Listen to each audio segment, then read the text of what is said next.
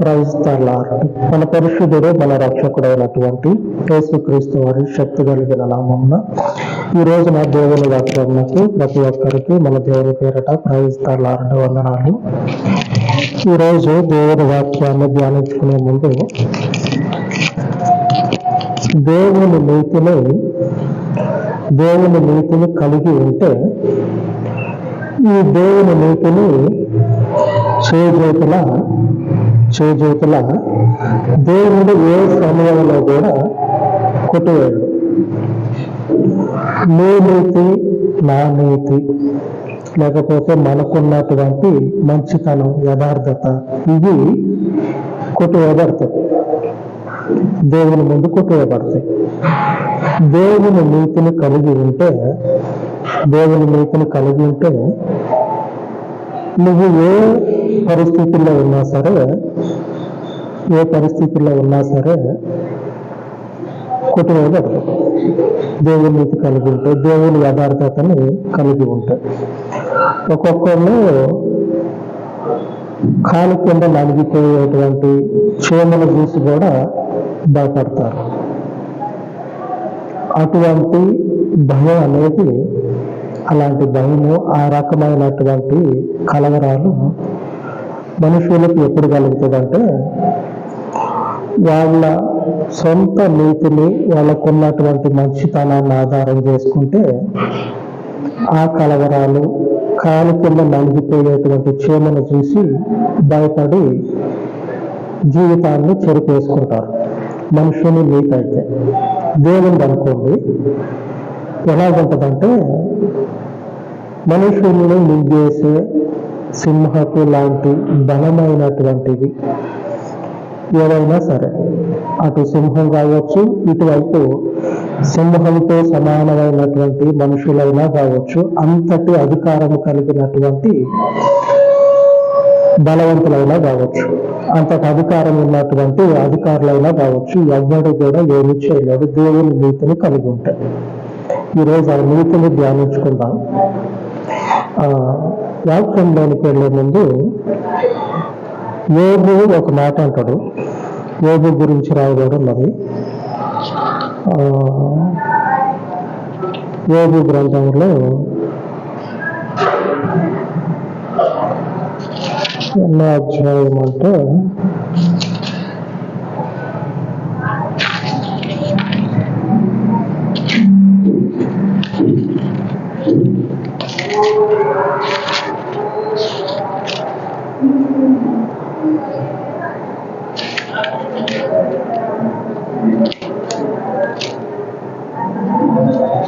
32వ అధ్యాయంలో ఇలాగ రాయబడి ఉన్నది యోబు గురించి. ఏమని రాయబడ్డదంటే మొదటి వచనంలోనే ఉన్నది, యోబు తన దృష్టి యందు తాను నీతిమంతుడై ఉన్నాడని ఆ ముగ్గురు మనుషులు తెలుసుకొని అతనికి ప్రత్యుత్తరము చెప్పుట చాలించిరి.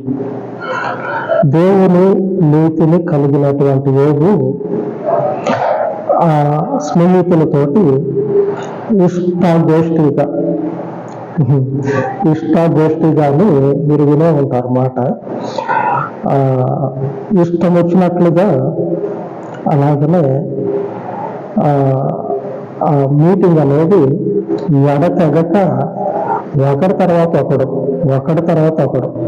నువ్వు ఆగురా అంటే నువ్వు ఆగు, నువ్వు ఆగురా అంటే నువ్వు ఆగు అని ఈ ముగ్గురు స్నేహితులు యోబుతోటి వాదనకు దిగుతారు. వాదనకు దిగిన తర్వాత ఇట్లా కాదు యోబు చూస్తుంటే మనం ఓడించేటట్లేము కానీ ఇక వాడి మానాన్ని వాడిని వదిలేయండి, వాడిని బతుకుతున్నాడు. ఇంత ఇబ్బందుల్లో కొలుములో కాలుతా ఉన్నాడు యోబు.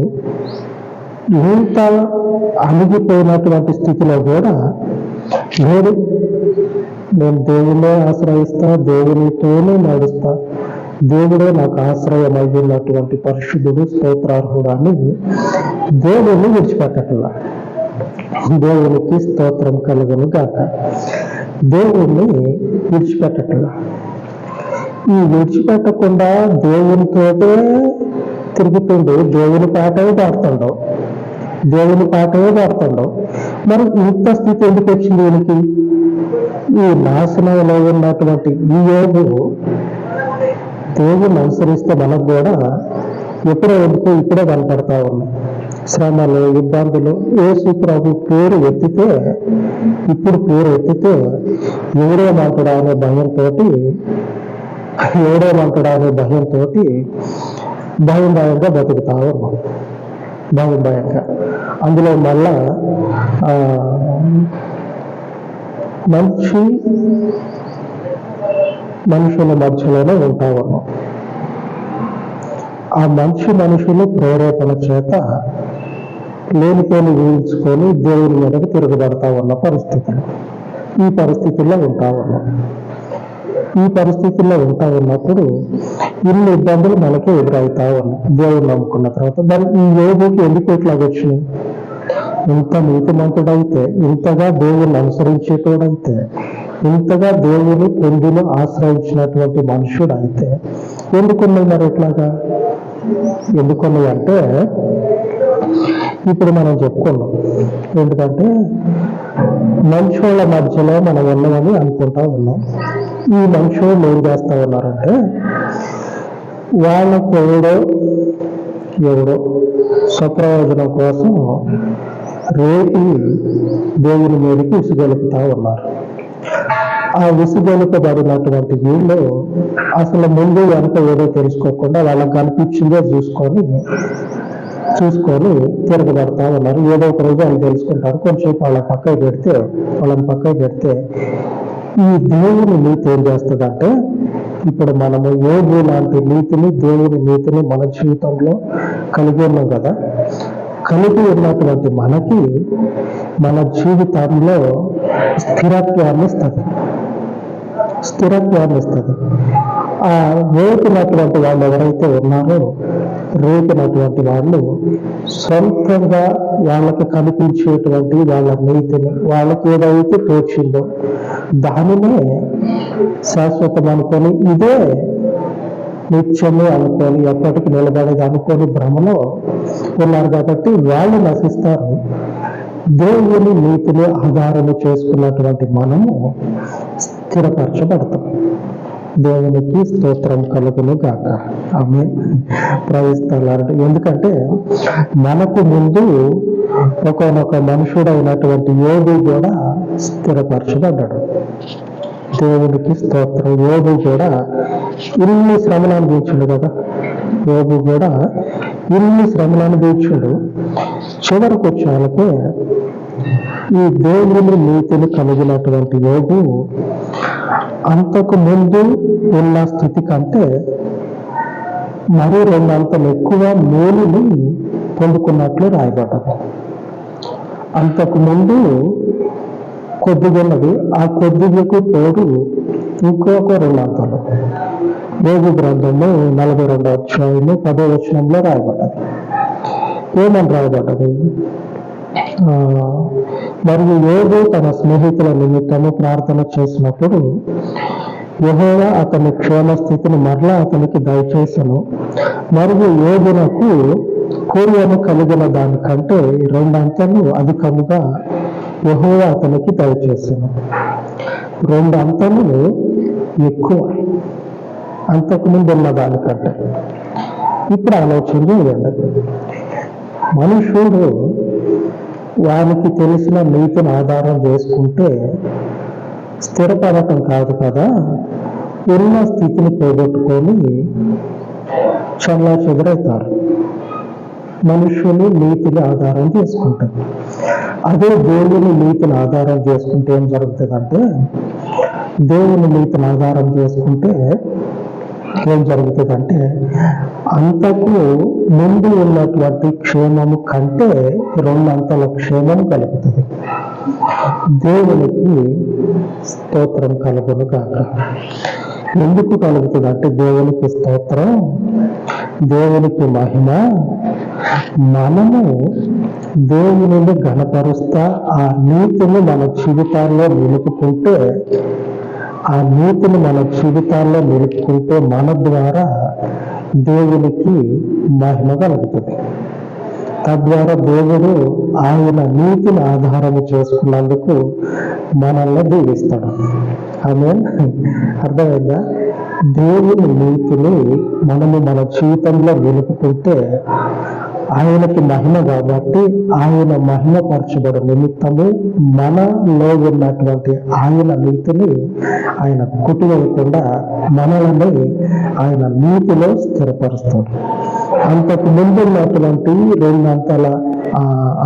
ఉన్నటువంటి మేలు ఎంతైతే ఉందో తిరిగి దానికి 2 అంతలు జోడించి అప్పుడున్న దానికి 2 పాలు కలిపి క్షేమాన్ని అనుగ్రహించడమే కాకుండా స్థిరపరుస్తుంది. ఈ రెచ్చిపోయి ఇష్టం వచ్చినట్లుగా మాట్లాడి ఉన్నారు చూడండి, వాళ్ళు చెదిరిపోతారు వాళ్ళు. ఆమె ఆ చెదిరిపోయేటువంటి మనుషుల గురించి ప్రార్థన చేసే అవసరత కూడా మనకుంది. ఆమె ఆ విషయాన్ని జ్ఞాపకం చేసుకోండి ఒకసారి. ఈరోజు వాక్యంలో ఈ విషయమే దేవుడు మనకి చెప్తా ఉన్నాడు. ఏమిటంటే సామెతల గ్రంథము 2వ అధ్యాయము 8వ వచనంలో రాయబడి ఉన్నది. ఈరోజు మన వాక్య ధ్యానము ఇదే. న్యాయము తప్పిపోకుండా ఆయన కనిపెట్టును, తన భక్తుల ప్రవర్తనను ఆయన కాచును. దేవుడు ఏం చేస్తాడంటే దేవుని న్యాయం అనేది తప్పిపోకుండా కనిపెట్టుకొని ఉంటాడు. ఆలోచించండి, ఇప్పుడు నేను న్యాయంగానే బతుకుతా ఉన్నా, ఈ న్యాయంలో దేవుడు నాకెందుకు న్యాయం తీర్చాల? నేను న్యాయంగానే బతుకుతా ఉన్నప్పుడు నా న్యాయము, నా యథార్థత, నా నీతి నన్ను ఎందుకు బతికించలేకపోతా ఉన్నదని ఒక ఆలోచన వస్తే మన జీవితాల్లో ఉన్నటువంటి యథార్థత, న్యాయము దేవునియా మనయా? మనది అయితే మనకి నిలబడదు, దేవుని నీతి అయితే మనకు నిలబడుతుంది. ఆమె ఆ దేవుని నీతిని నిలుపుకుంటే కనిపెట్టుకొని చేస్తాడు ఆయన. యోగులు కూడా ఈ నలుగురు కత్తులేం లేవు కానీ చేతుల్లో అంతటి యుద్ధమే చేసుకుంటా ఉన్నారు.